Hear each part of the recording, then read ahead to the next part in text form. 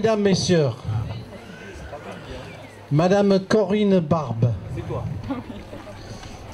La voilà. Avance-toi un peu parce qu'il y a le Oui, oui, voilà. On n'a pas le spot sur elle, mais bon. Économie et gestion. J'ai envie de dire même les études en management, juste pour utiliser un bon mot français du Moyen-Âge. Alors, avec son brillant diplôme dans sa main, elle entre dans la vie active et commence à grimper l'échelle de la réussite. Elle déménage à Paris, où elle est embauchée comme contrôleuse de gestion pour la zone européenne anglophone. Yes! La zone européenne anglophone. Tout ça dans une toute petite société pharmaceutique qui s'appelle, Sanofi. Donc c'est tout petit, hein. Pendant 3 longues années, selon Philippe Barbe, avec qui elle était déjà fiancée, donc pendant ces 3 longues années, elle a dû supporter la vie parisienne. Mais comme elle ne pouvait pas vivre sans son cher Philippe, ça c'est la version Philippe, elle est revenue travailler chez Stryker Biotech, le, je cite, leader mondial de l'équipement médical. Impressionnant. Pendant toutes ces années, elle étudie la langue de Shakespeare et de Jérémie. Elle voyage beaucoup partout en Europe et aux États-Unis et elle devient directrice Europe de la branche biotech. Directrice Europe. Ensuite, la chute.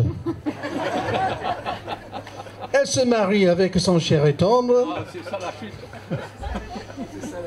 Et ils ont fait les 2 filles les plus belles du monde. N'est-ce pas? À ce moment de sa vie, elle prend aussi le chemin du dharma bouddhique qu'elle suit toujours avec de plus en plus de foi, malgré toutes les tracasseries de sa vie quotidienne comme travailleur pour la Gap. Oui, on met les rudes épreuves parfois. Avec l'arrivée de ces 2 filles, d'une beauté et d'une intelligence étonnante, Corinne commence à s'intéresser à une vie artistique et créative. Elle dessine, elle peint et elle découvre surtout le travail de la terre. Dans un premier temps dans son village de Carignan, mais bien sûr elle est rapidement attirée vers le centre du monde de la céramique, Sadirac. Elle a même suivi une formation avec un très très grand maître céramiste qui travaillait dans l'atelier de la Gap. Je ne me rappelle plus de son nom, mais bon. C'est le roi Charles III. Oui, c'est ça. C'est ça, c'est Charles III.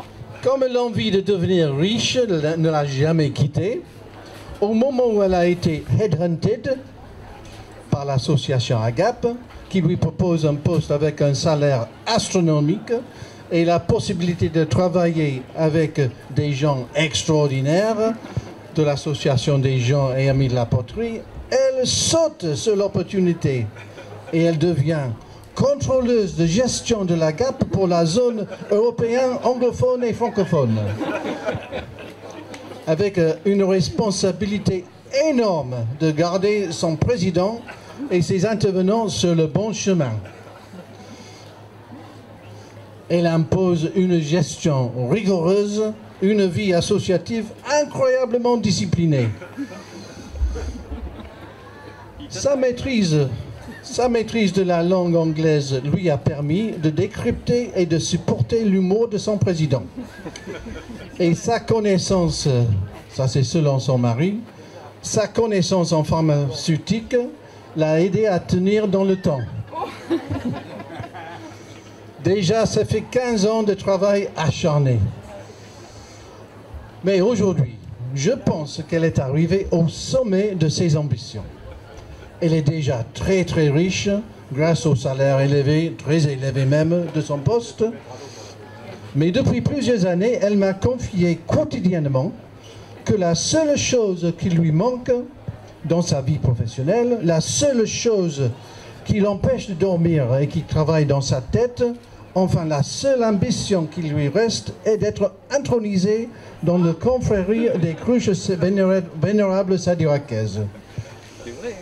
Elle a remarqué, depuis l'intronisation de son président l'année dernière, tous les avantages qui arrivent, toute la gloire et la joie de vivre qu'un tel statut donne à celles et ceux qui sont reconnus et invités à rejoindre cette institution vénérable.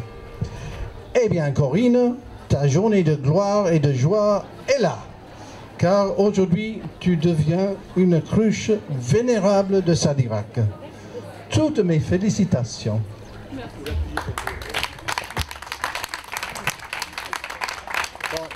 Monsieur la grande cruche. C'est moi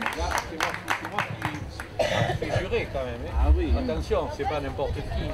Alors tu te mets en attention, de l'autre côté, tu mets ta main droite sur la cruche, voilà, et l'autre sur le cœur. Voilà. La table.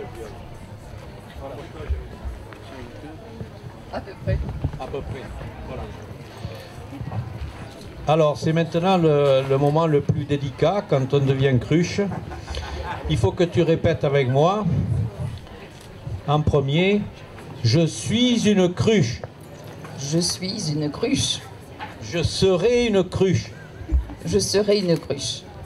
Et le plus important, je resterai toujours une cruche.